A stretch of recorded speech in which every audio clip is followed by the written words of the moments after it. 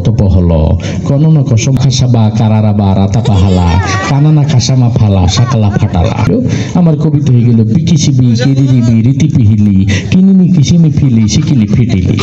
তারপরে যে যখন রস্যকার আবিষ্কার হইল আমার কবিতা হয়ে গেল পুকুশুবু কুরুডুবু ঋতুপুহুলু কুনু কুসুম ফুলু শুকুলু ফুটুলু। তারপরে যখন একার আবিষ্কার হইল আমার কবিতা গেল পেকেছেবে কেরিরিবি রীতি পেহেলে কেনিনি কিসিমি ফেলে সেকেলে ফেটেলে। তারপর যখন ওকার আবিষ্কার হইল আমার কবিতা গেল পোকসব গরুরব রতপ হলো কোন কোসম হলো সকল ফটলো। তারপর যখন ঔকার আবিষ্কার হইল আমার কবিতা হয়ে গেল বৌ খৌ সৌ বৌ কৌ রৌ রৌ বৌ রৌ তৌ বৌ হৌ লৌ কৌ নৌ নৌ কৌ সৌ মৌ ফৌ লৌ সৌ কৌ লৌ ফৌ তৌ লৌ।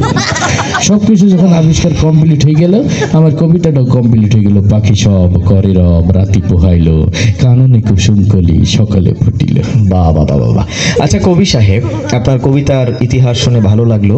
আচ্ছা আপনার এই কবিতাটা নাকি অনেকে আবৃত্তি করার চেষ্টা করেছিল, সেই কাহিনীটি একটু শোনান। আমার কবিতা তো সবাই আবৃত্তি করছে ছোটবেলায়, কবিতাটা কে না পড়ছি।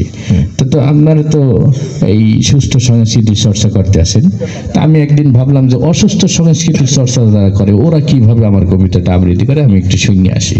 তা আমি একদিন সিনেমা জগতে গেলাম। তো সিনেমা জগতে ওই যে ঢাকা অফিস আছে না এফডিসি গেট দিয়ে ভিতরে হান দিলাম, হান দিয়ে পেট্রোল দিকে ডিপজল খারাই রয়েছে। তো ডিপজলকে যাই বললাম যে আমার এই কবিতাটা একটু আবৃত্তি করেন তো। সে আমার কবিতাটা আবৃত্তি করলেই ভাবে হয় পাখি সব কর্তা ছেড় বোঝো না।